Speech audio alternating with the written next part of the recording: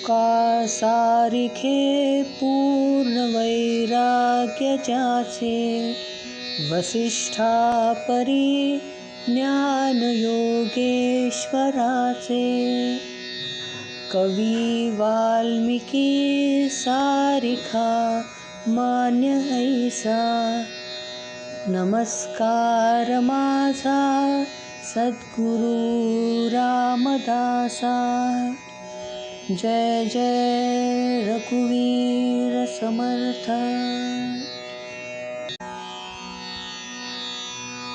जयाचा जनी जन्म नामार्थ झाला, जयाने सदा वासनामात केला. जयाच्या मुखी सर्वदा नाम कीर्ती, नमस्कार त्या ब्रह्मचैतन्य मूर्ती. ब्रह्मचैतन्य श्री गोंदवलेकर महाराज की जय. जय जय रघुवीर समर्थ. नमस्कार. आज आपण श्री ब्रह्मचैतन्य गोंदवलेकर महाराज यांचा सुबोध पाहणार आहोत. हाची सुबोध गुरुचा, असं तेरा कडव्यांचं हे पद आपण बघणार आहोत. याची सुरुवात जी आहे तिथपासून आपण श्लोकाने सुरुवात करूया. नाम सदा बोलावे, गावे भावे जनासी सांगावे. हाची सुबोध गुरूंचा, नामा परते न सत्य मानावे. आजवर अनेक संतांनी नामाचा महिमा गायलेला आहे. नाम महात्म्य पटवून द्यायचा प्रयत्न सुद्धा केलेला आहे. त्यातीलच एक नामावतारी संत म्हणून ज्यांना ओळखलं जातं ते श्री गोंदवलेकर महाराज यांनी केलेला बोध आज आपण पाहणार आहोत. महाराजांनी आपलं सर्व जीवन नामप्रवासासाठी, नामप्रसारासाठी खर्च केलेलं आहे. ते म्हणतात, माझी नाम घेण्याची भूक पूर्ण झाली नाही, म्हणूनच मी नामासाठी पुन्हा जन्म घेतला आहे. तुम्ही नाम घ्या, तुमच्या संसाराची जबाबदारी माझ्यावर आहे, असं ते सांगतात.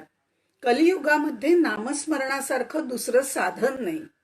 इथे त्यांनी नाम सदा बोलावे, गावे भावे जनासी सांगावे हा जो श्लोक घेतलेला आहे सुरुवातीचा, त्याच्यामध्ये नाम सदा बोलावे हा पहिला टप्पा आहे, तर गावे भावे हा दुसरा टप्पा आहे, जनासी सांगावे हा तिसरा टप्पा आहे. हा बोध त्यांनी केलेला आहे, हा सुबोध त्यांनी केलेला आहे. आणि पुढच्या ओळीमध्ये ते निष्कर्ष मांडतात, नामा परते न सत्य मानावे. आता नाम सदा बोलावे, सदा म्हणजे नित्य नव्हे बरं का. नुसतं नित्य वेगळं आहे आणि सदा जे आहे ते त्या नित्यच्याही पलीकडचं आहे.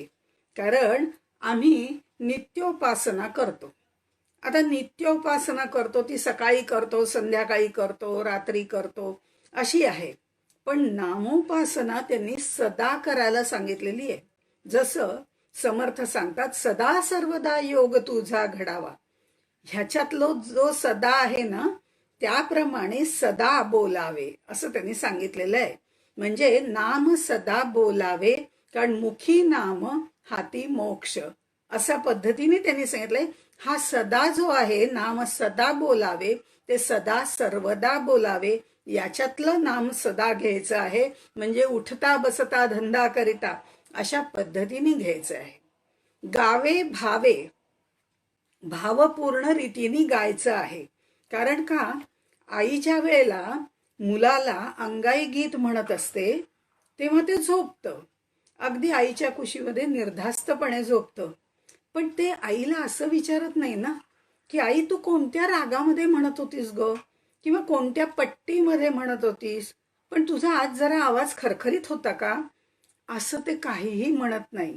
कारण आईचा आवाज प्रेमयुक्त असतो, भावयुक्त असतो, ते मूल जाणतं. आणि त्या भावाला धरून ते निर्धास्तपणे झोपतं, कारण मी आईच्या बरोबर आहे. हा भगवंत सुद्धा असाच भावाचा भुकेला आहे.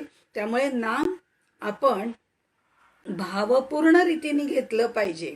हे इथे त्यांनी सांगितलंय, गावे भावे जनासी सांगावे.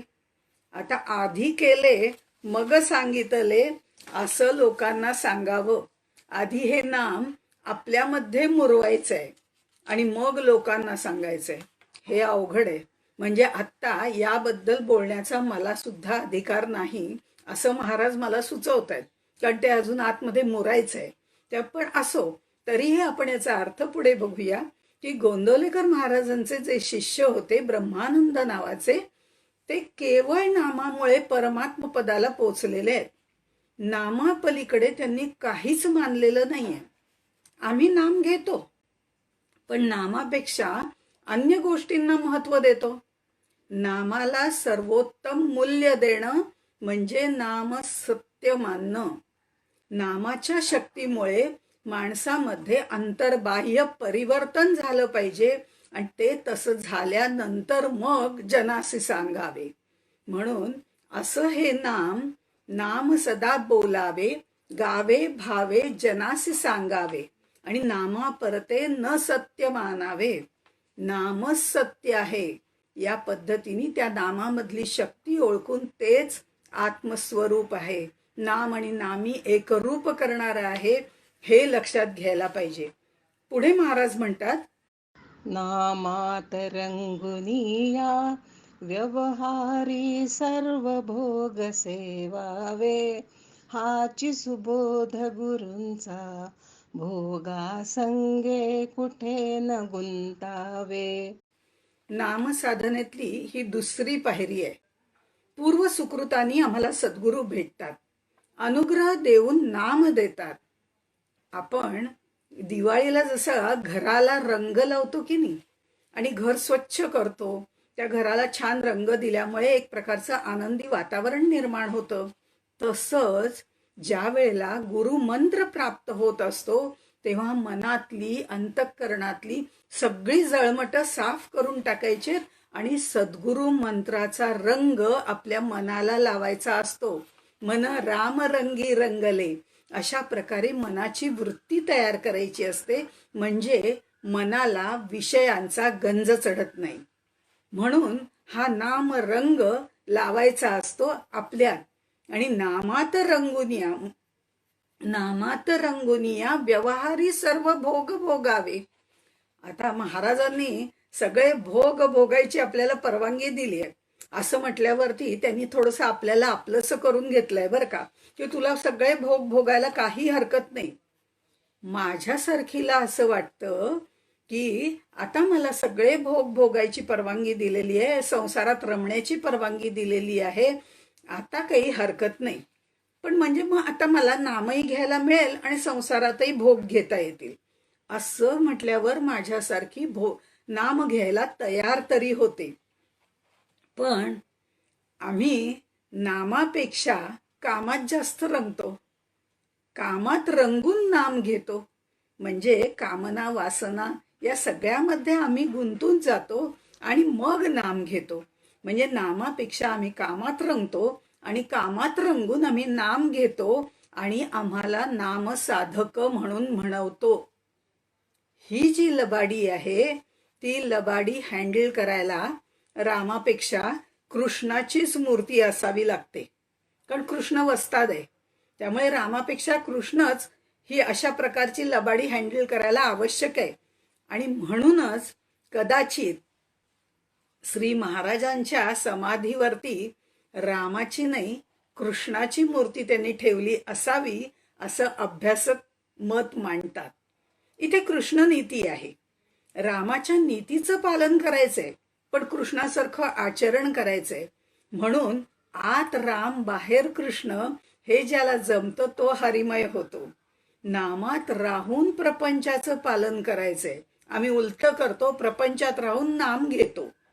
नामात रंगुनी भोग भोगावे असं जे म्हटलेलं आहे ते समर्थ जसं सांगतात, प्रपंच करावा नेटका, नेटका करता फिका होत जातो, तसं नाम घेता घेता प्रपंचाचे भोग, प्रपंचातली आसक्ती, सुख दुःख हे सगळं उपभोगायचंय, पण त्याच्या आसक्तीमध्ये राहायचं नाहीये.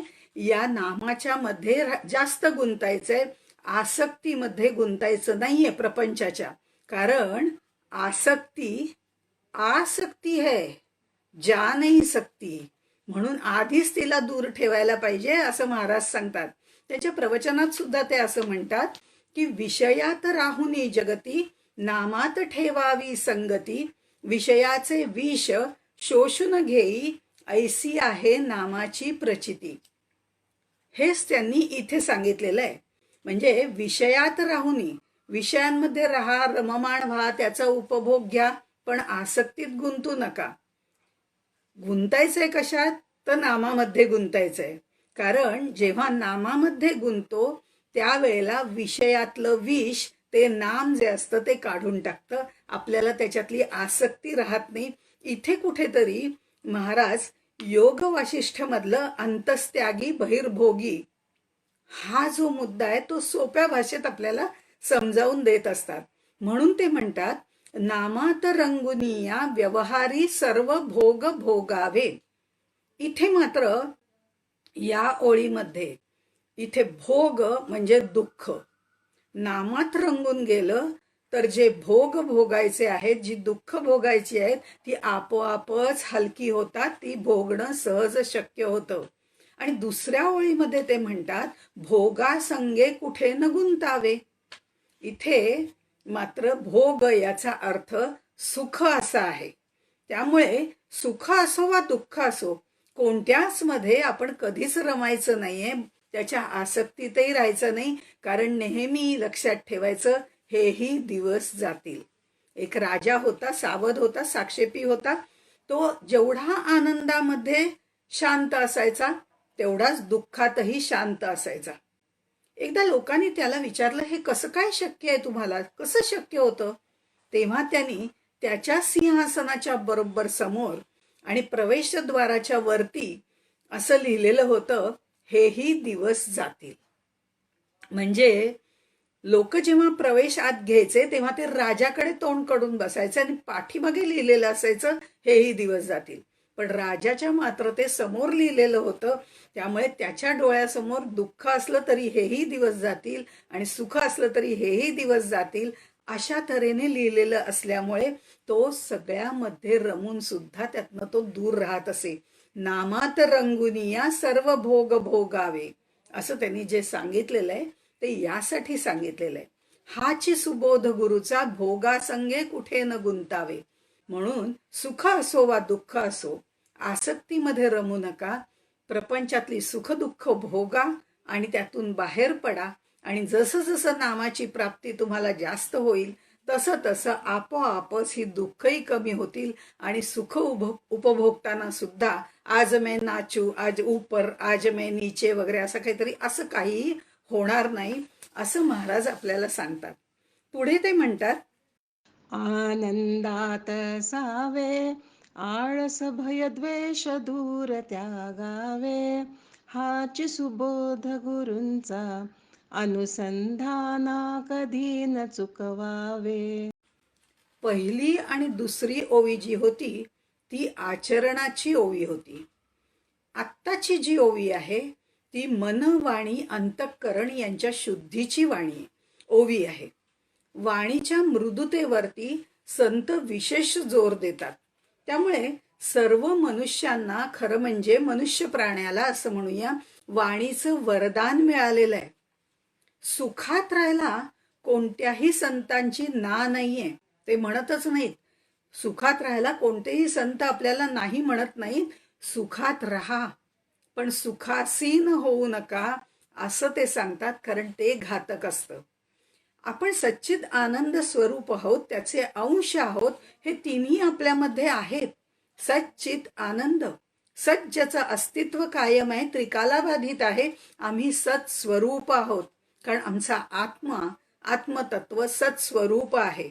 आम्ही चित, म्हणजे चैतन्य आहे, तेज आहे, ज्ञान आहे, जिवंतपणा आहे, हे आमच्यामध्ये आहे, जे त्याच्यामध्ये पण आहे.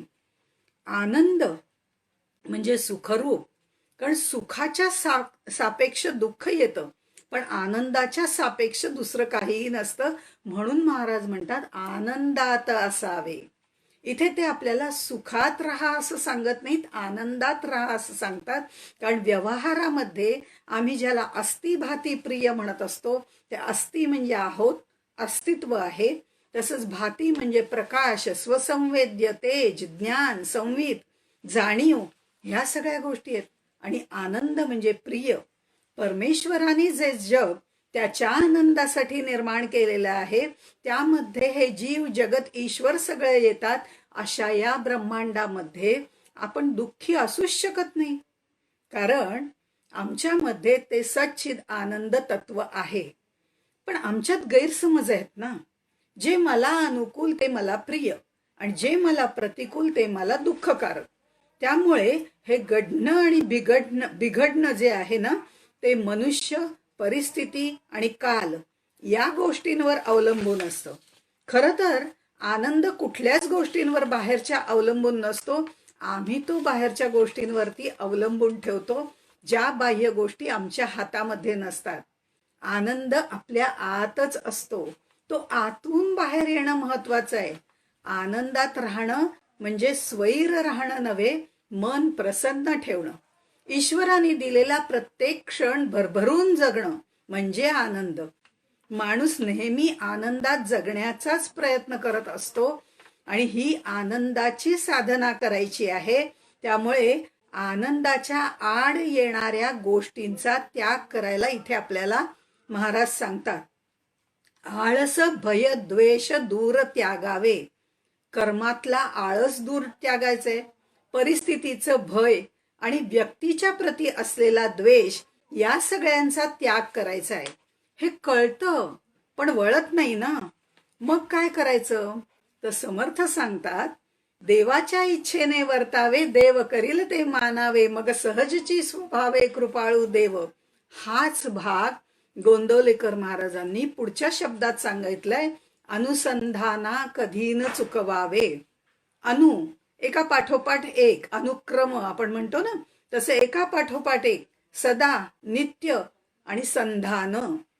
लक्ष एखाद्या गोष्टीवर केंद्रित करायचं म्हणजे संधान, त्याच्याशी जोडणं.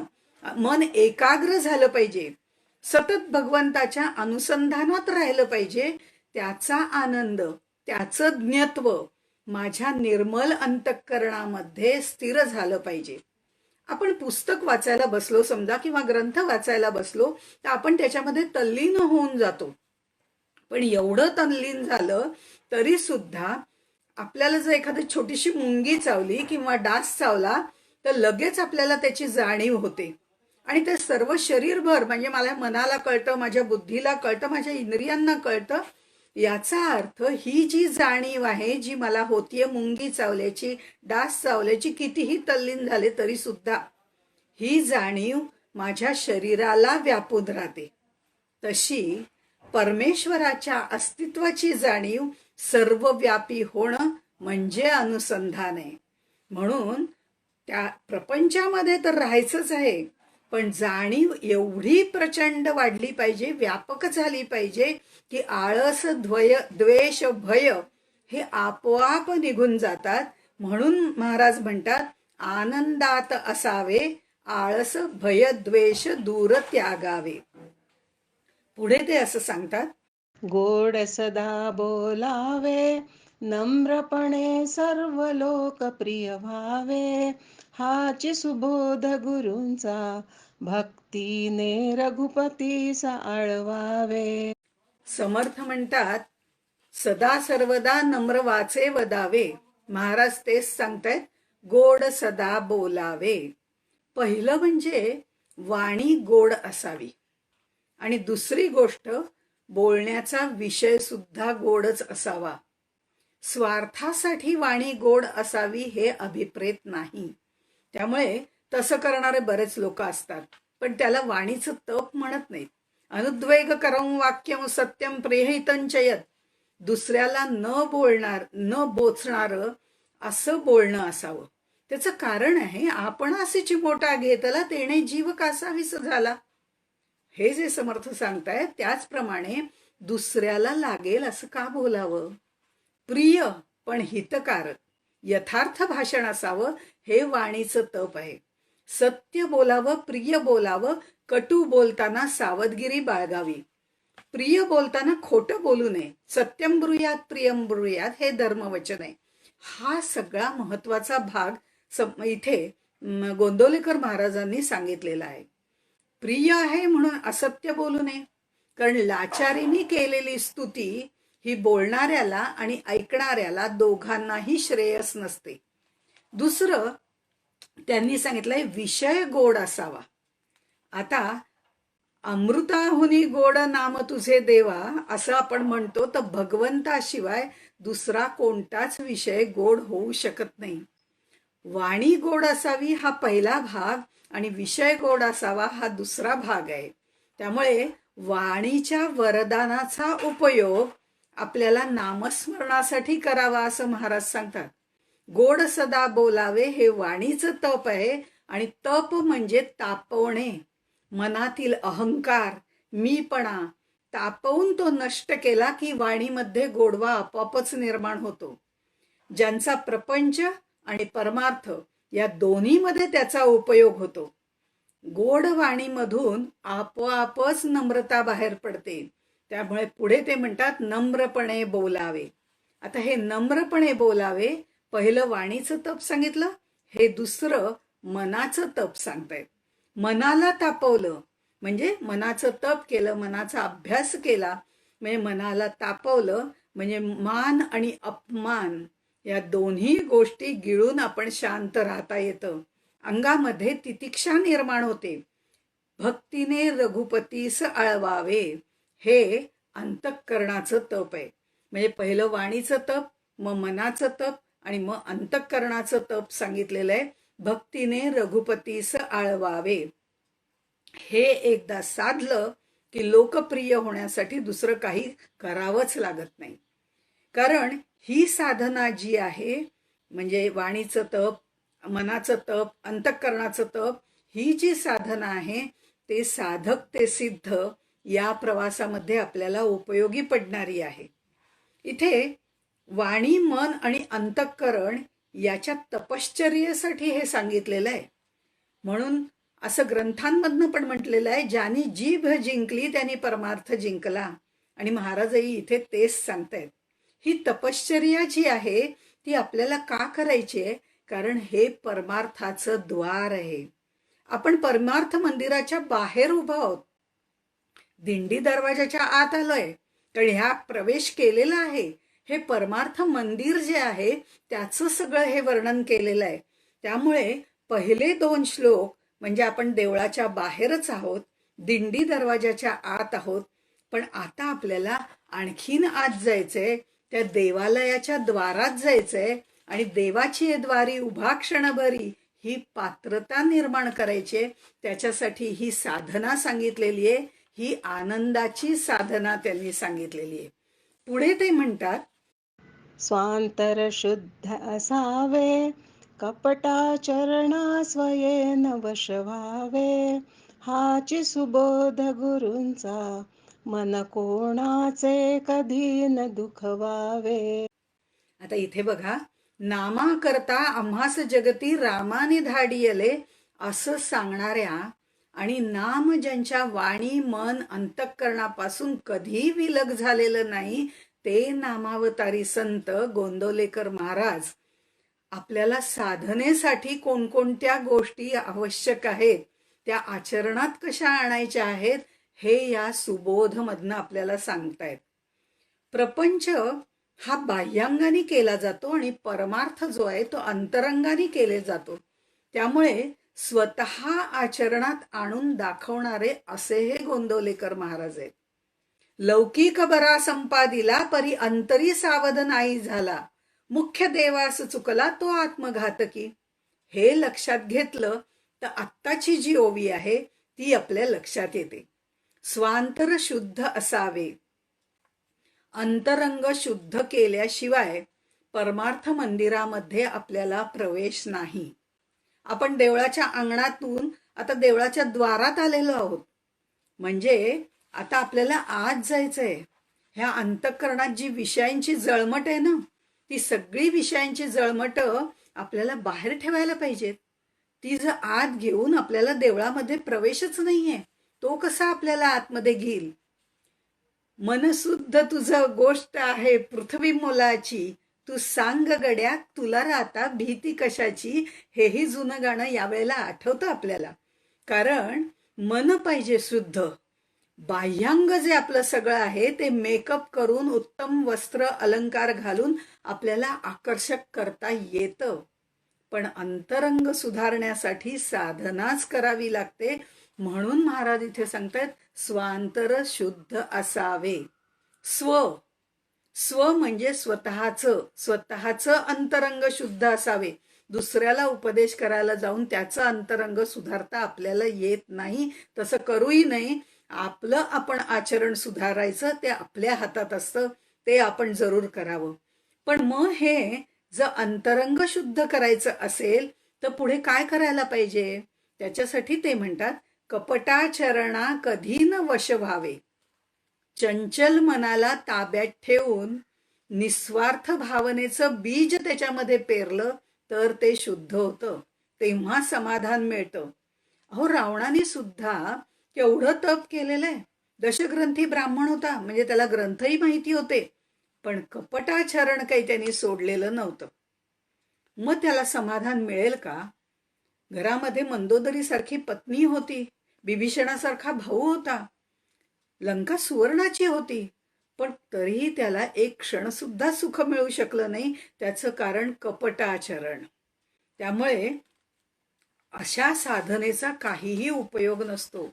अगदी मंथरेनी सुद्धा कपटाचरणाने कैकेयीला भरीस पाडलेलं आहे. शेवटी नाशच पदरामध्ये येतो. अंतःकरण शुद्ध असेल तर ते महत्वाचं तर आहेच, पण त्याच्या जोडीला कपटाचरण करून चालत नाही. कपट बुद्धीचा त्याग करायला पाहिजे. मन कोणाचे कधी न दुखवावे. हे आपापच कपट मनामध्ये नसेल तर आपण दुसऱ्याचं मन दुखवतच नाही. पण तरी सुद्धा दुसऱ्याचं मन दुखवू नये हे पुन्हा महाराज आपल्याला सांगतात. इंग्रजीमध्ये एक म्हण आहे, से अ प्लेझंट नो. दुसऱ्याला नाही म्हणायचं असेल तर ते सुद्धा छान शब्दामध्ये सांगता आलं पाहिजे. नकार देताना सुद्धा तो चांगल्या शब्दात देता आला पाहिजे. वाणीने तर दुसऱ्याला दुखावलं तर ते जे दुःख असतं ते जे बोल असतात ते हृदयापर्यंत जातात आणि ती जखम भरून येणं अवघड जातं. ती जखम भरून यायला वेळ लागतो. म्हणून मन कोणाचे कधी न दुखवावे आणि मन कोणाचे कधी न दुखवावे यासाठी गोड सदा बोलावे. कपटाचरणा कधी न वश व्हावे याच्यासाठी नम्रपणे लोकप्रिय व्हावे. स्वांतर शुद्ध असावे त्याच्यासाठी भक्तीने रघुपतीस आळवावे. आत्ता ज्या आपण ओव्या बघितल्या त्यातला मागच्या ओवीतला पहिला भाग आणि मागच्या ओवीतला म्हणजे पहिला भाग दुसऱ्या ओवीतल्या भागाशी जोडला. असं जर आपण करत गेलं तर आपल्याला याचा अर्थ जास्त चांगला उलगडतो. असं महाराजांचेच एक भक्त आहेत रघुवीर कुलकर्णी, त्यांनी आपल्या पुस्तकामध्ये म्हटलेलं आहे. आणि हे 13 ओव्यांवरती त्यांचं अत्यंत सुंदर पुस्तक आहे. त्याचाच मी खरं म्हणजे आधार याच्यासाठी घेतलेला आहे. मला जे आवडलं तेही मी सांगितलं आणि ज्यामध्ये माझी भर टाकायची होती तीही मी भर इथे टाकलेली आहे. त्यामुळे हे सगळं इदम न मम असं मी फार तर म्हणू शकते. त्यामुळे हे पुस्तक खरंच वाचण्यासारखे. अशा पद्धतीने जर आपण ओव्यांचा अर्थ लावत गेला तर त्याला वेळ जास्त लागेल. म्हणून आज आपण सरळ सरळ एकेका ओवीचा अर्थ बघत आहोत. पुढच्या ह्याच्यामध्ये ते असं म्हणतात, माझा राम सखा मी रामाचा दास नित्य बोलावे, हाची सुबोध गुरूंचा रामापाशी अनन्य वागावे. हा गुरु शिष्य या नात्याचा श्लोक आहे. सद्गुरूशी सुरुवातीला कुठलं ना कुठलं तरी नातं आपण जोडायला शिकलं पाहिजे. आधी नातं जोडा आणि मग त्याला सर्वस्व माना. पूर्वी एकत्र कुटुंब पद्धती होती, त्यामुळे खूप नाती जोडली जायची. अजूनही काही घरांमध्ये आहे तिथे आपल्याला प्रत्ययास येतं. तर खूप नाती जोडली जायची. अर्थात स्वातंत्र्य कमी असायचं, पण त्यामुळे दुसऱ्याचा विचार करण्याची शक्ती मिळायची. मन मोकळं व्हायचं. विना संकोच ज्या काही अडचणी यायच्या त्या सांगितल्या जायच्या. हे सगळं होण्यासाठी हा सद्गुरू माझ्याच कुटुंबातला एक आहे असं समजून त्याच्याशी नातं जोडलं पाहिजे. इथे महाराजांनी 2 नाती सांगितलेली आहेत. एक, राम माझा सखा. सखा म्हटलं की आपल्याला अर्जुन आणि कृष्ण आठवतो. आणि दुसरं, मी रामाचा दास. दास म्हटलं म्हणजे आपल्याला हनुमंत डोळ्यासमोर उभे राहतात. आजच्या युगामध्ये यंत्र उपकरणं या सगळ्यांनी जीवन समृद्ध झालंय, पण मनाची शांती मात्र फारशी मिळत नाही. ते या सख्य आणि दास्य भावनेतून किंवा त्या भक्तीमधून मनाची शांती आणि समाधान आपल्याला मिळतं. आपण आता परमार्थ मंदिराच्या द्वाराच्या आत आलेलो आहोत. आता त्याला भेटायला आत जायचंय आपल्याला. कोण आहे तो? तो त्याला सखा माना. आपला सखा माना, त्याचं दास्यत्व करा. ही भावना मनात ठेवून या परमार्थाच्या गाभाऱ्यामध्ये चला. तो आपल्याशी गप्पा मारेल. सखा म्हणून आपल्याला गुह्यातील गुह्य सुद्धा सांगेल आणि आपल्या प्रपंचातल्या परमार्थातल्या सगळ्या अडचणी आपण त्याला विश्वासाने सांगू शकू, तर तो आपल्याला मार्ग दाखवेल. त्याचं दास्य करावं म्हणजे तो आपला हात धरेल. म्हणून आधी माझा राम सखा असं म्हणताना तो माझं कल्याण करेल ही भावना मनात ठेवून नंतर मी रामाचा दास हे लक्षात घेतलं पाहिजे. मी एकदा रामाचा दास झालो की तो मला काहीतरी उपदेश करेल. मी अनन्य भक्तीची हनुमंत उडी मारू शकेन. श्रीमंताच्या घरातला श्वान सुद्धा त्या घरामध्ये मानाचा असतो असं म्हटलं जातं. इथे या गाभाऱ्यातल्या देवाकडे मी जेव्हा जाते, त्याचं सख्य करते, श्रीरामाचा दास होते, तेव्हा त्याच्याच घरचा होते. म्हणजे समर्थाच्या घरचे श्वान त्यासी सर्व देती मान. म्हणजे इथे श्रीमंताच्या घरातला जो श्वान आहे त्याला सुद्धा मान दिला जातो. तसं भले माझ्यामध्ये काही नसेल, पण त्याच्यातलं दास्यत्व मी पत्करलं की आपोआपच मला मान मिळेल. आणि तो आपल्याला आवडत असतो हो, पण ते सुरुवातीला हे मान वगैरे जे आहेत ना, या भक्तीमध्ये जेव्हा आपण आत शिरत जातो ना, तेव्हा ते आपोआप कमी होतात. आधी आवडतात, अगदी सगळेजण मान देतात, ते आपल्याला सुरुवातीला आवडतं, पण एकदा त्याची अनुभूती आली की मग कळतं की मी श्रीमंता घरचा श्वान आहे. त्या श्वानाला जसं त्या श्रीमंताच्या आज्ञेतच वागावं लागतं, तसंच मला सुद्धा देवाच्या इच्छेनेच वर्तावं लागेल. आणि ते एकदा अंगवळणी पडलं की मग या मान अपमानाचं काही किंमतच उरत नाही. म्हणून त्याच्यापर्यंत जाण्यासाठी आधी दास्य भावना ही महत्वाची आहे. जसं आईच्या कडेवर असणारं बाळ निर्भयपणे राहतं, त्याप्रमाणे देव माझ्या पाठीशी आहे हे लक्षात ठेवून आम्ही निर्भय होतो आणि अभय ही संपत्ती आम्हाला प्राप्त होते. म्हणून रामापाशी अनन्य वागावे, न अन्य. त्याच्याशिवाय मला दुसरा कुणाचा आधारच नाहीये हे लक्षात ठेवून आपण वागायचंय. म्हणून आधी मी राम माझा सखा, मग मी रामाचा दास. कारण राम माझा सखा याच्यामध्ये आधी त्याची मालकी माझ्याकडे येते आणि मी रामाचा दास, तेव्हा माझी मालकी त्याच्याकडे जाते आणि मग माझ्यामध्ये अनन्य भावना तयार होते. ही अनन्य भावना तयार झाल्यावरच आपल्याला देवळाच्या गाभाऱ्यात जाता येतं. आपण परमार्थ मंदिराच्या या बाहेरच्या सभा मंडपात आहोत अजून.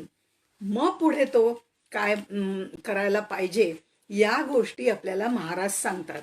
आणि ते सांगताना ते असं म्हणतात, यत्न कसून करीन मी, यश दे रामान दे तुझी सत्ता.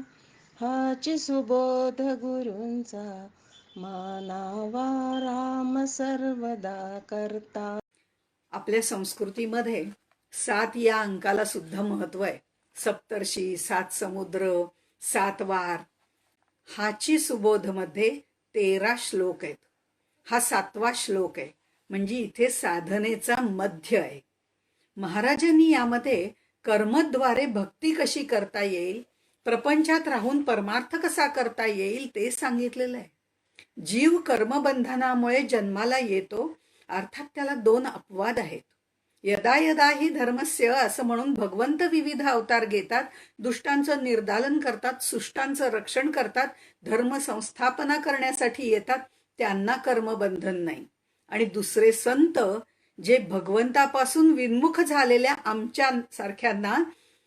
आमच्यासारखे जीव जे धारण आम्ही केलेले आहेत, आमच्या जीवाला त्या भगवंता सन्मुख करण्याकरता येतात, जन्म घेतात.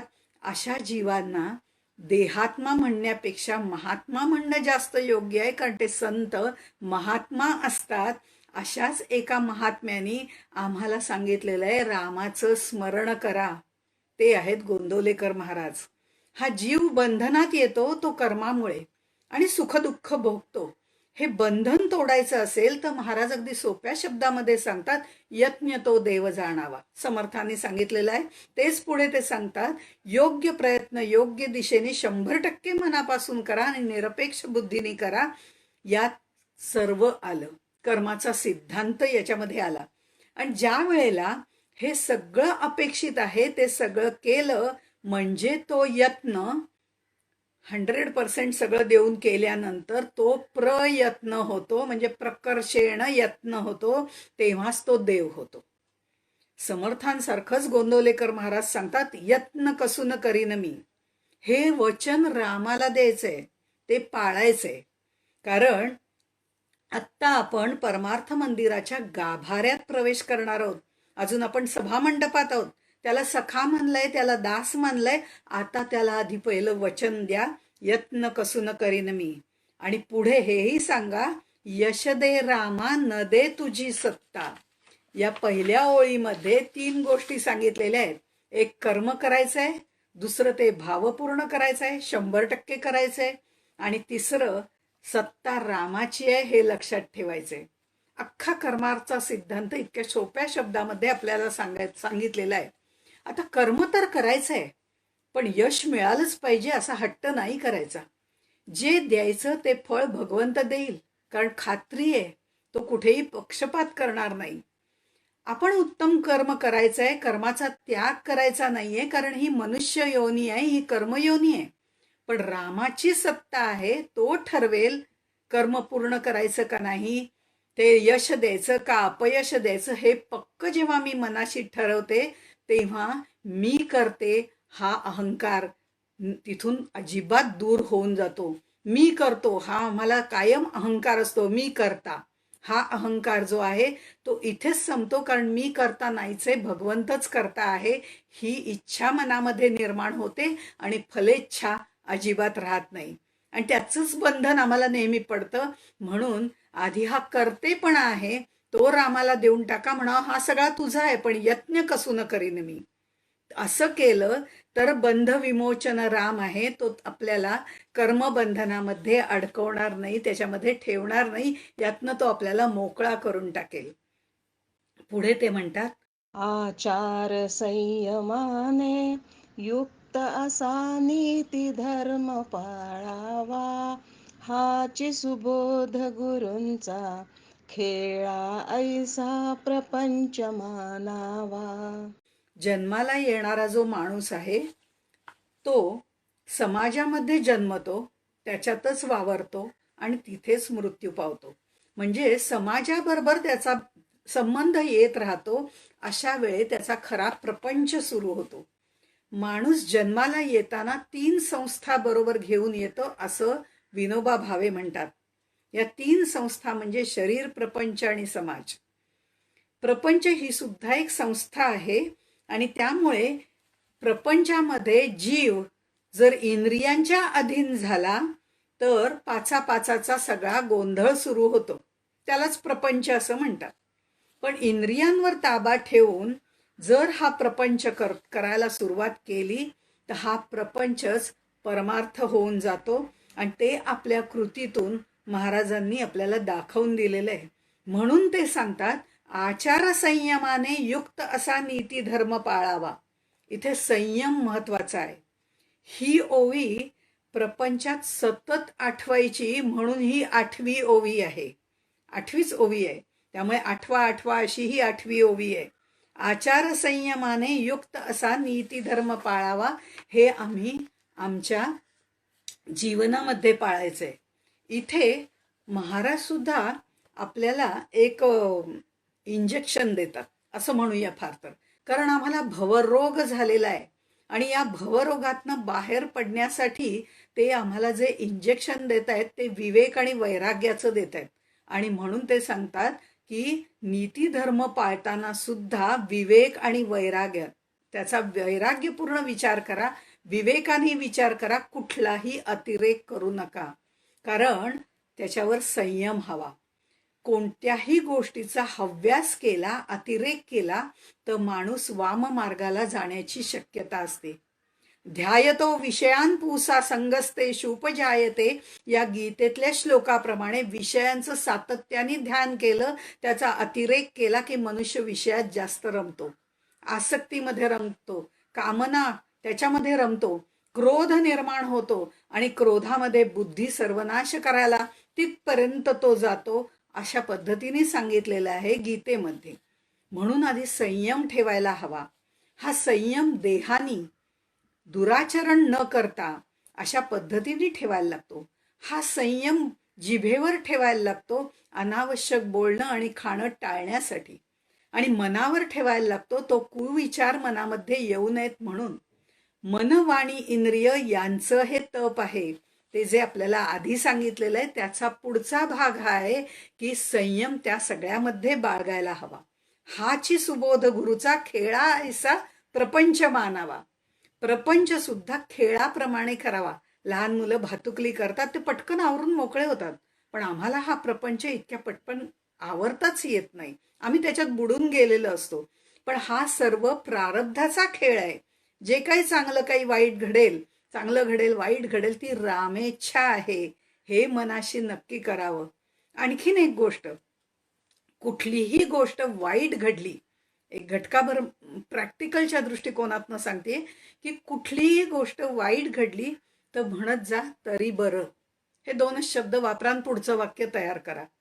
म्हणजे असं धरा की रिक्षाने जोरात मला धडक दिली, त्याच्यावर मी म्हणा तरी बरं, रिक्षेवाला चांगला होता, त्यांनी लगेच हॉस्पिटलला नेलं म्हणून माझी सगळी सोय झाली.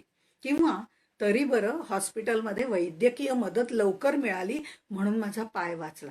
जे काय चांगलं असेल त्याच्यामध्ये घडलेलं ते पाहायला सुरुवात करा. हे पाहणं जास्त महत्वाचं आहे. म्हणून तरी बरं हे आपण लक्षात ठेवायचंय. आणि पहिल्यांदा सांगितलं, जे काय घडेल ते प्रारब्धानुसार घडेल, ती रामेच्छा आहे, हे लक्षात ठेवायचं. आता प्रपंचातल्या घटना ज्या वेळेला घडत असतात त्यावेळेला तरी बरं हा विचार करावा. असे 2 मंत्र आज आपल्याला मिळाले, ते म्हणजे तरी बरं हा प्रपंचासाठी आणि रामाची इच्छा हा परमार्थासाठी. मंदिराच्या गाभाऱ्यात जाण्यापूर्वी किती तयारी करावी लागते हे याच्यावरनं आपल्या लक्षात येतं. त्याला सखा मानला, आपण त्याचे दास झालो आणि जाण्यापूर्वी 2 मंत्र मनामध्ये ठेवले. आता आपला प्रवेश नक्की पक्का होतोय, कारण तरी बरं हा प्रपंचासाठी आणि रामाची इच्छा हा परमार्थासाठी.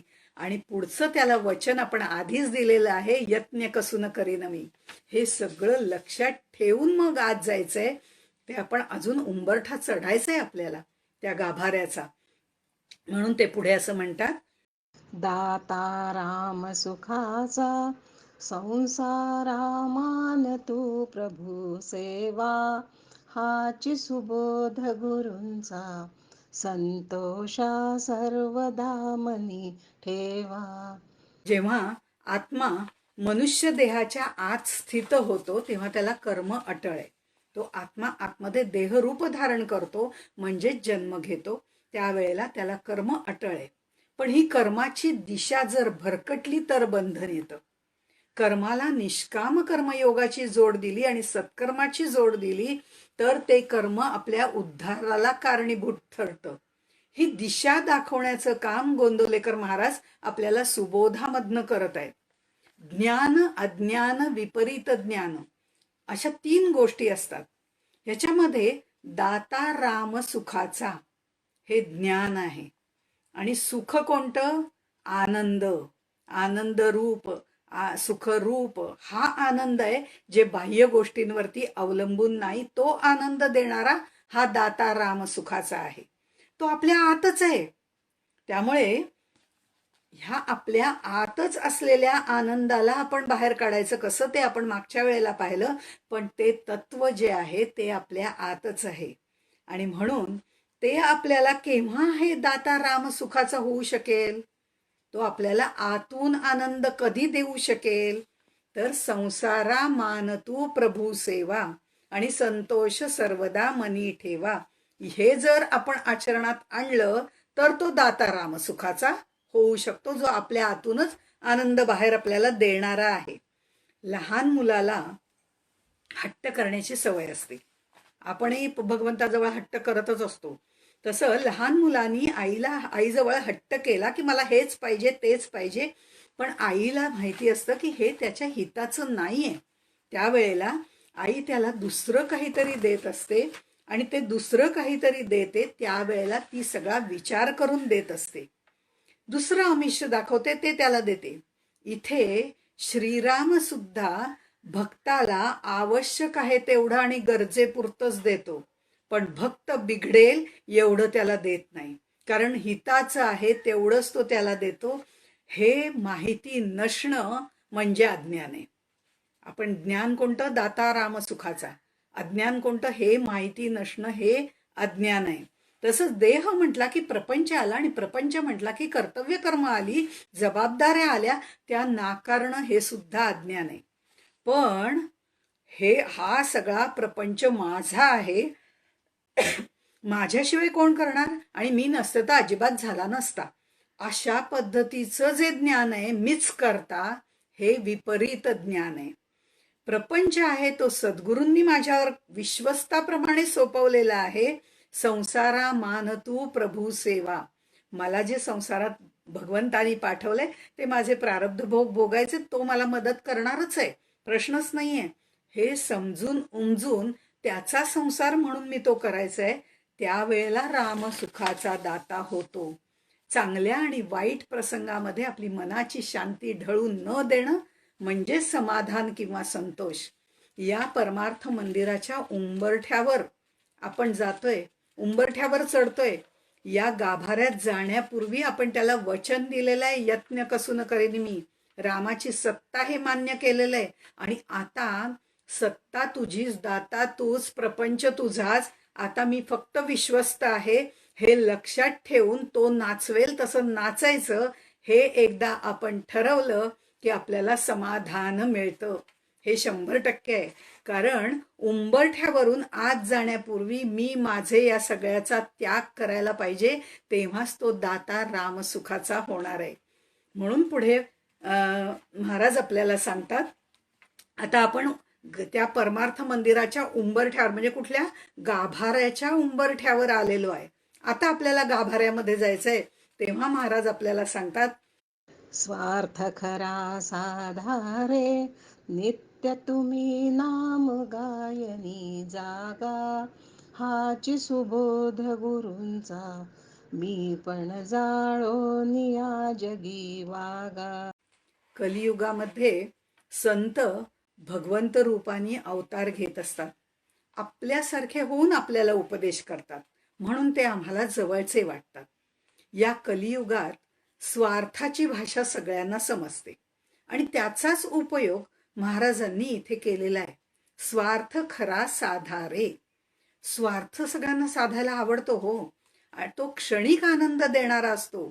कारण आमची भावना काय असते, काहीतरी मला देव मग मी तुला म्हणीन देव. आधी नाही म्हणणार, आधी मला काहीतरी दे मग तुला देव म्हणीन, अशी वृत्ती असते आमची, स्वार्थाची वृत्ती असते. स्वार्थाशिवाय कुणीही काहीही करत नाही. हे जाणून महाराज आपल्याला स्वार्थ साधायला सांगतायत. आणि आता स्वार्थ साधायला सांगितल्यावर आम्ही कान टवकारून ऐकतोय ना. तर त्यामुळे पण ते काय म्हणतायत, स्वार्थ खरा साधारे. हे खरा साधारे आम्ही विसरलो, स्वार्थ साधारे एवढंच लक्षात ठेवलं. हे स्वार्थ 3 प्रकारचे असतात. माझं हित साधताना दुसऱ्याचं अहित झालं तरी मला काही हरकत नाही, त्याची पर्वा मला नाही, हा तामसी स्वार्थ आहे. स्वतःचा स्वार्थ साधताना दुसऱ्याचं अहित तर होणार नाही ना, हे पाहणं हे राजसिक स्वार्थ आहे. आणि स्वचा अर्थ शोधणं, हा स्व कुठे आहे, काय आहे, कसा आहे, याचा अर्थ, स्व अर्थ, तो स्वार्थ शोधणं हा सात्विक स्वार्थ आहे, हा सात्विक स्वार्थ आहे. आणि हा शोधायला आपल्याला महाराज सांगतायत, आयुष्याची दोरी किती बळकट आहे कुणी पाहिली आहे.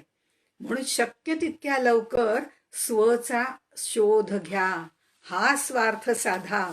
आणि त्यासाठी काय करायचंय, नित्य तुम्ही नाम गायनी जागा, असं त्यांनी सांगितलंय. नामस्मरण कायम करा. कधी जाणार माहिती नाहीये ही आयुष्याची दोरी आपल्याला कुठपर्यंत आहे. कारण आपण जन्मतानाच हातात घेतलेलं रिटर्न तिकीट कधी कुठे पडून गेलं ते आपल्याला माहिती नाहीये. त्यामुळे कधी जाणार ही घडी आपल्याला माहिती नाही. त्यामुळे नित्य तुम्ही नाम गायनी जागा, नामस्मरणामध्ये राहा.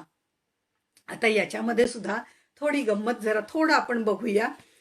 जे मी ह्या पुस्तकामध्ये वाचलंय त्याच्यामध्ये त्यांनी असं म्हटलेलं आहे की नित्य स्मरण, नामस्मरण करा म्हणजे काय, पुन्हा पुन्हा स्मरण करा, नित्य स्मरण करा, सदा सर्वदा. अशा पद्धतीने अखंडित नाम घ्या, अखंडित समाधान तुम्हाला मिळेल हे निश्चित आहे. पण हे जे शेवटी सांगितलंय नाम गायनी जागा, याच्याबद्दल थोडा विचार करूया. इथे नाम गायनी जागा याचे अनेक अर्थ सांगितलेले आहेत. आता बघा, नाम गायनी जागा म्हणजे नामस्मरणाच्या जगात जागा.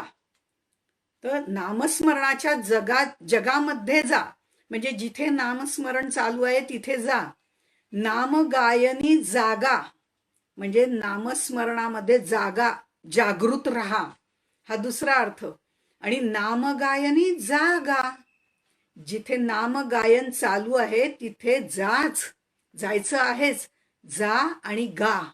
आणि नुसतं जाऊन तिथे बसू नका, गा, त्यांच्याबरोबर ते नामस्मरण म्हणा, स्वतः त्यांच्याबरोबर गा. आवाज कसा आहे त्याचा विचार करू नका, ते म्हणतायत त्याप्रमाणे नामस्मरण करा. म्हणजे नामगायनी जागा, त्या जगामध्ये जा. नामगायनी जागा म्हणजे जागृत राहा. आणि नामगायनी जा आणि गा म्हणजे गायन पण करा, त्यांच्याबरोबर म्हणायला सुरुवात करा. आणि नामगायनी जागा, जिथे नामस्मरण चालू आहे ती जागा, ती जी जागा आहे त्या जागेलाच आपलं घर बनवून टाका किंवा आपल्या घरालाच ती जागा बनवून टाका, असं त्यांनी सांगितलेलं आहे. म्हणजे ह्या नामगायनी जागा याचे कितीतरी अर्थ या पद्धतीने आपण काढू शकतो. आणि म्हणून हे नित्य तुम्ही नामगायनी जागा हे महत्वाचं आहे. नामगायनामध्ये नित्यत्व आल्याशिवाय मीपणा जाणारा नाही. आणि मीपणा हा परमार्थाला अग्नी लावणारा आहे.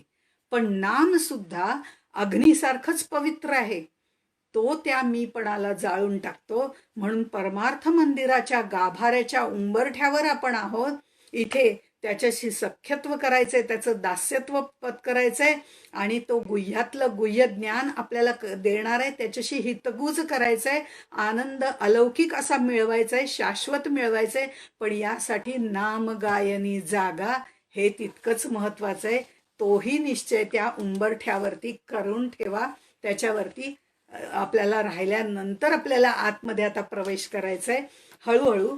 तर त्याच्यामध्ये ते असं म्हणताय, अभिमान शत्रू मोठा सर्वांना जाचतो सुखाशेने, हाची सुबोध गुरूंचा मारावा तो समूळ नामाने.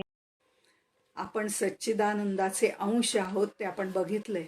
आपण अल्पज्ञ आणि तो सर्वज्ञ आहे. पण त्यातला अल्प काढून टाका आणि त्याचं सर्व काढून टाका. म्हणजे ज्ञ आपल्या दोघांमध्ये आहेच ना. म्हणजे आपल्याला त्याच्याशी एकरूप होता येईल. आपलं अल्प अल्प आपण जे म्हणतोय मी मी मी, हे संकुचित भावना आहे, ती आधी काढून टाका. म्हणजे आपोआपच सर्व ही विश्वाकार भावना होऊन जाईल. म्हणजे सर्वज्ञ होऊ, म्हणून आपण त्याच्या बरोबर जाऊ शकतो. म्हणजे इथे परमार्थ मंदिराच्या गाभाऱ्यामध्ये आता आपण उतरतोय, त्याच्या समीप आपण आलेलो आहे. तो दाता आहे, त्याच्याजवळ जे चैतन्य आहे ते चैतन्य आपल्या जड चैतन्यामध्ये मिसळवून टाका. त्याच्याप्रमाणे चित्तप्रमाणे त्याचं ज्ञत्व आपल्यामध्ये मिसळून घ्या आणि मग आपल्याला आनंद स्वरूप व्हायचंय. त्या आनंदाचा शोध कसा घ्यायचाय ते महाराज आपल्याला इथे सांगतायत. संसार प्रपंचामध्ये आपण सुखासाठी इतकं धडपडतो, कष्ट करतो, पैसे मिळवतो, सगळं करतो, पण आपल्या पदरी दुःखच येतं. हे व्यवहारातलं आहे. संसार प्रपंचामध्ये आपल्याला दुःख येतं, त्याची व्यावहारिक कारणं पण असतात. पण परमार्थाच्या दृष्टीने पाहिलं तर सर्व सुखाचे आगर असणाऱ्या त्या भगवंताच्या समीप गेलं तर तिथे दुःखाला वावच नाहीये. कसं असताना आम्ही त्याची जी भक्ती करतो त्या भक्तीमध्ये सुद्धा आम्हाला आत गेल्यानंतर अहंकार निर्माण होतो. म्हणजे ह्या भक्तीच्या सिद्धींचा सुद्धा आम्हाला अहंकार निर्माण होतो. मी त्याच्या अगदी जवळचा आहे हा गाभाऱ्यामध्ये गेल्यावर सुद्धा अहंकार होतो. मला सर्व शास्त्र पाठ आहेत, मला सर्व ग्रंथ माहिती आहेत, मला सगळ्याचं ज्ञान आहे. हे तो सर्वज्ञ असून सुद्धा आपण अल्पज्ञ या प्रकारचा अभिमान मनामध्ये ठेवतो. हा अहंकार आम्हाला मिळतो. आम्हाला अष्टसिद्धी प्राप्त झाल्या त्याचाही आम्हाला अहंकार येतो. काही वेळेला आमच्यासारखं म्हणतो, म्हणजे सामान्य माणूस, की आम्हाला अजिबात त्या अष्टसिद्धी नकोयत. म्हणतोय म्हणजे कोल्ह्याला द्राक्ष आंबट, त्याप्रमाणे त्या आपल्याला मिळणार नाहीच आहेत, कारण एवढी आमची साधनाच नाहीये, त्यामुळे त्या मिळणार नाहीत हे आम्हाला माहिती आहे. पण या 8 सिद्धी जरी नको असल्या तरी आम्हाला एक सिद्धी नक्की हवी असते, आणि ती म्हणजे प्रसिद्धी. त्यामुळे प्रसिद्धी हवी असते, तर ती सुद्धा कुठेतरी बाजूला ठेवली पाहिजे. आणि म्हणून इथे महाराज सांगतात की अभिमान शत्रू मोठा. आम्हाला अहंकार हा शत्रू प्रपंचामध्ये तर आहेच, पण आता आम्ही परमार्थाच्या गाभाऱ्यामध्ये पोचलेलो आहोत. इथे भक्तीमध्ये आम्हाला लोकेशणा निर्माण होते, लोकांच्या कौतुकाचा वर्षाव आमच्यावरती व्हायला लागतो, आम्हाला आनंद होतो. पण तेच आम्हाला सुख हवंसं वाटायला लागतं. ही लोकेशन आहे. त्याच वेळेला ह्या अभिमान शत्रू जो आहे तो आमच्या आत प्रवेश करतो. आम्हाला कळत सुद्धा नाही तो कधी करतो ते. पण अशा वेळी हे कर्तृत्व माझं नाही, बोलविता धनी वेगळाची, तो माझ्याकडनं ही सेवा करून घेतोय, या धारणेला चिकटून बसायला पाहिजे. तेव्हा ही धारणा जी आहे ती धारणा आमच्या या अभिमान शत्रूला आमच्या आत येऊ देत नाही, ती शिरूच देत नाही त्या अहंकाराला. लोक काय म्हणतायत यापेक्षा संत काय सांगतायत हे महत्वाचं आहे. आणि संत हेच सांगतात, मी काहीच करत नाही, माझ्याकडनं तो करवून घेतोय.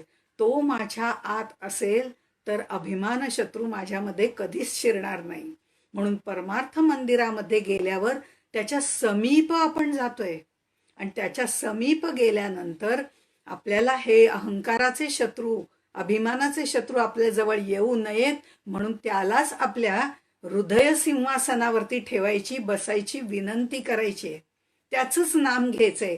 आणि नाम घेता घेता नाम मना, नाम घेता घेता त्या मनाला उलट करायचंय.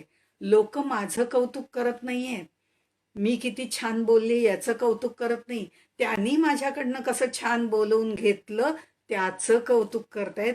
हे नाम एकदा मनामध्ये रुजलं की ते बरोबर मनाला उलट करतं आणि मनामध्ये बिंबवतं, तू नाही बोलविता धनी वेगळाची. हे आपल्या मनावरती बिंबवायचं आहे. म्हणून महाराज सांगतात, अभिमान शत्रू मोठा, सर्वांना जाचतो सुखाशेन, हाची सुबोध गुरुचा मारावा समूळ नामाने. अशा पद्धतीने त्यांनी सांगितलेलं आहे. मामासाहेब दांडेकर यांचे एक मित्र होते. मामासाहेब दांडेकरांचे कॅशियर होते बँकेमध्ये. ते निवरगावकर का काय असं नाव होतं त्यांचं. तर ते हाताने त्या नोटा मोजत होते. त्यावेळेला ते यंत्रविंत्र असलं काही नव्हतं नोटा मोजायचं. ते हाताने ज्या वेळेला नोटा मोजत होते तेव्हा नेमकेच मामा तिकडे गेले आणि ते म्हणाले, तुम्ही आता नोटा मोजताय म्हणजे तुम्ही काही नाम घेत नाहीये. तर ते म्हणले, नाही, आत्ता मी नोटाच मोजतोय, त्यामुळे मी नाम घेणं शक्य नाही. अहो, मग तुमचं अहर्निश नाम कसं होणार? त्यावरती ते म्हणाले, तेही तितक्याच तोडीचे होते. ते म्हणाले, मी आत्ता नामस्मरण करत नसलो तरी अखंड नामीचं स्मरण करतोय आणि नाम आणि नामी हे एकरूपच असतात. त्यामुळे मी अखंड नामीचं स्मरण करतोय म्हणजेच त्याचं नामस्मरण करतोय. प्रत्येक काम करताना भगवंत साक्षी आहे ही भावना जेव्हा मी मनामध्ये ठेवतो त्यावेळेलाच नाम आणि नामी एकरूप होतात. आता परमार्थ मंदिरामध्ये आपण जातोय त्याच्याशी एकरूप झालेलो आहोत. तिथपर्यंत गेल्यावरती महाराज आपल्याला सांगतात, राज्याधिकार येवो किंवा जावो समस्त धनमान, हाची सुबोध गुरूंचा भंगावे ना कदा समाधान. अखंड समाधानाचा अनुभव ज्यांनी आपल्या आयुष्यात घेतलेला आहे ते गोंदवलेकर महाराज आज आपल्याला साधनेच्या अंतिम टप्प्यावर नेत आहेत. हृदय सिंहासनावर आपण परमेश्वराला विराजमान केलेलं आहे. शाश्वत आनंद त्याच्याकडनं आपल्याच हृदयामध्ये प्राप्त होणं शक्य आहे. पण मन मोठं खट्याळ आहे. त्या अनुकूल गोष्टी घडल्या की आपल्याला आनंदात ठेवते आणि प्रतिकूल झाल्या की आम्हाला दुःखात ढकलतं. पण हे जे दोलायमान आहे ना, ते दोलायमान होता कामा नाही आणि ते होतही नाही जेव्हा त्या हृदय सिंहासनावरती श्रीरामांना बसवलेलं असेल त्यावेळेला. मग त्यावेळेला हे जे मन आहे त्या मनाचा मोगरा करून त्यांना व्हायचंय. मन हा मोगरा असं जे सांगितलं जातं ते त्यांना व्हायचंय. कारण आतला जो सुवास आहे तो त्याच्यापर्यंत पोचवायचा आहे. हे सर्व मन मोगरा मन शेवंती अशा पद्धतीचं एक भजन पण आहे.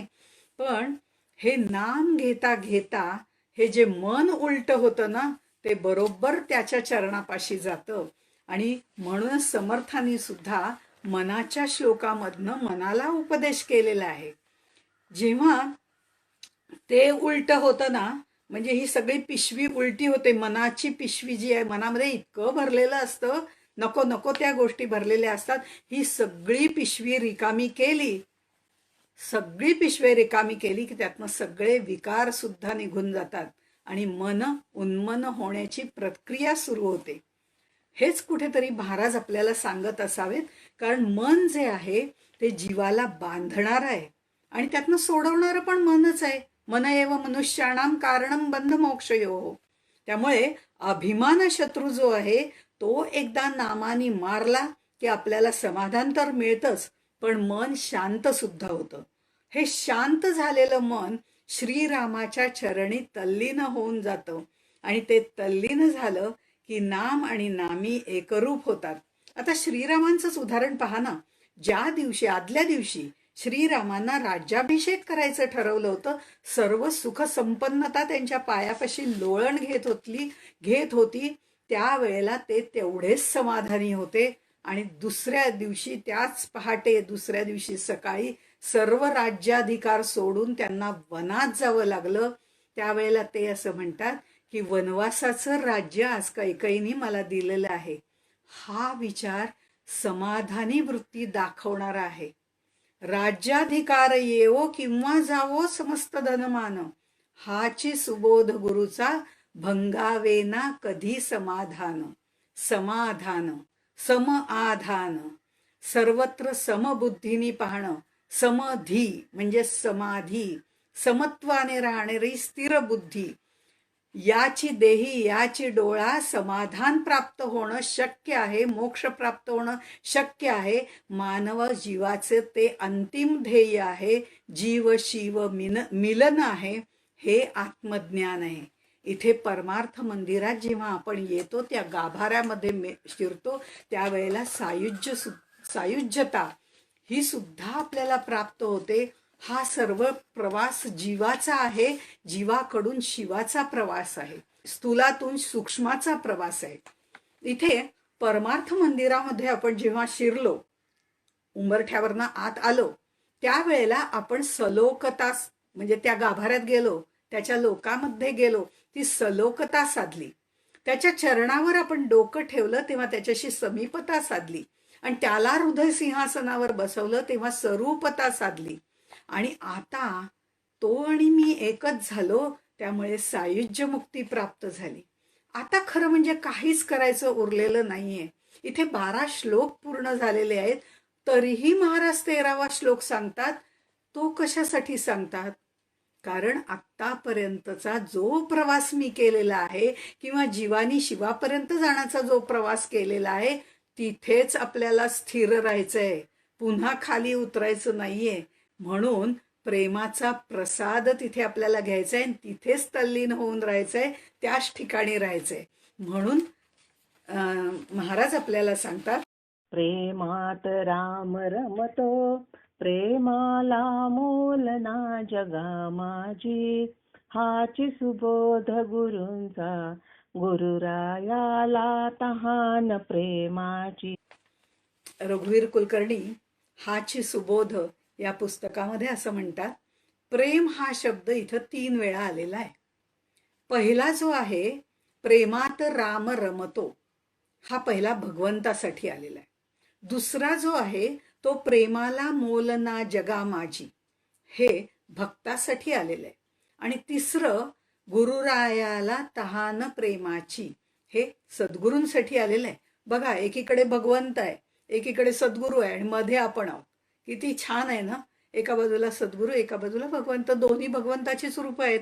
एक आपल्यासारखं दिसतंय म्हणून सद्गुरू म्हणायचं, शरीर रूप धारण केलेलं, अवतार घेतलेलं, नाही का. आणि दुसरं तर प्रत्यक्ष भगवंत आहेत. अर्थात भगवंताकडे नेणारे हे सद्गुरूच आहेत, हे मुळामध्ये लक्षात ठेवलं पाहिजे. इथे भगवंत आपल्या प्रेमळ भक्तासाठी धावून येतो, कारण प्रेमात राम रमतो. तो आर्त भक्ती करणाऱ्या द्रौपदीसाठी धावून आला. गजेंद्रानी मगरीच्या पायातनं आपली म्हणजे आपलं सुटका करण्यासाठी जी आर्ततेने हाक मारली, ती त्याच्यासाठी तो धावून आला. असा विष्णूचा आर्ततेने धावा करणारे त्यांच्यासाठी सुद्धा तो धावून येतो. अर्थार्थी जर म्हटलं तर पुत्रकामेष्टी यज्ञ करणाऱ्या दशरथासाठी सुद्धा पायस घेऊन तो आलेला आहे. आणि जिज्ञासूची जिज्ञासा पूर्ण करण्यासाठी मन, वाणी, बुद्धी याच्यामध्ये तो त्याच्या प्रतिष्ठित होतो. कारण त्याला काही भगवंत वगैरे हवा असतो असं नाही, त्याला प्रत्येक गोष्टीची जिज्ञासा असते. त्यामुळे ती पूर्ण करण्यासाठी सुद्धा त्याच्या मन, बुद्धी आणि वाणीमध्ये तो प्रतिष्ठित होतो, पण प्रेमाने. आणि ज्ञानी भक्त तो निरपेक्षच असतो, तो काहीच मागत नाही, कुठलीच गोष्ट मागत नाही भगवंताकडे. आणि म्हणून त्याच्या पाठीशी हा प्रेमाने तिष्ठत उभा राहतो. त्याच्या मनात कधी काही आलं तर ते पूर्ण करता येईल, त्याच्या मनात काही आलं तर पूर्ण करता येईल, म्हणजे तो आधीच पूर्ण करायला तयार असतो. असा तो सर्वांसाठी धावून येतो, प्रेमासाठी धावून येतो. म्हणून प्रेमात राम रमतो असं म्हटलेलं आहे. आणि पुढे प्रेमाला मोल ना जगा माझी, जनाबाईंसाठी दळण कांडण करतो, अर्जुनाचे केस धुतो, कितीतरी उदाहरणं देता येतील. हे म्हणजे त्याला तसं काहीच वाटत नाही, याच्यात कुठलाच कमीपणा वाटत नाही. कारण ते त्याचे भक्त प्रयत्न करत असतात, ते त्याची कामं करत असतात आणि काम करता करता, उठता बसता नामस्मरण करत असतात, तेव्हा त्यालाच आठवत असतात. त्यामुळे इथे प्रेमाला मोल ना जगा माझी हे भक्तांसाठी आहे. आणि तिसरं सद्गुरूंसाठी आहे, गुरुरायाला तहान प्रेमाची. निवृत्तीनाथांचं अलौकिक प्रेम त्यांनी आपल्या शिष्यांकडनं म्हणजे ज्ञानेश्वर माऊलींकडनं ग्रंथ लिहून घेतले. वास्तविक निवृत्ती महाराज ते ज्ञानीच होते, ज्ञानरूपच होते, सद्गुरू रूप होते.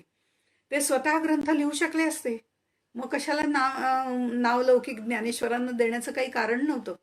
पण इथे गुरुरायाला तहान प्रेमाची, इतकं प्रेमाने भक्त माझा करतोय, तर त्याच्या नावावर काहीतरी जाऊ दे, त्याला त्याचं समाधान मिळू दे. म्हणून अनेक गोष्टी भगवंत किंवा सद्गुरू, जो भगवंताच्या रूपाने आपल्याकडे आलेला असतो, तो आपल्याकडनं अनेक गोष्टी करवून घेत असतो. आता कल्याणाचं सुद्धा सद्गुरू प्रेम जर आपण बघितलं तर त्या प्रेमाचा विचार केला तर छाटी उडाली म्हटल्याबरोबर उडी मारतोय, त्याला ते प्रेमाने झेलणारच ना. दासबोधाचं चिंतन किंवा पठण कसं करायचं ते अन्य शिष्यांना कळावं, की जे शिष्य कल्याणाला तुच्छ मानत होते त्याला ते परीक्षेतनं त्यांनी पटवून दिलं. कुठे असं नाही म्हटलं की कल्याण माझं अगदी माहितीतलं आहे, त्याने अगदी व्यवस्थित लिहिलेलं आहे दासबोध. ते त्याला परीक्षा घेऊन त्यांनी दाखवलं, पण त्या परीक्षेमध्ये त्याच्या चित्तातच ते बसलेले होते, त्याच्या हृदयातच ते बसलेले होते. त्यांचा स्वतःचा दासबोध त्यांनी लिहिलेला पाठच होता. तो कल्याणाचा पाठ नसणार असं कशावरनं? कारण ते आतमध्ये स्थित होते. हे प्रेम नाही तर दुसरं काय आहे?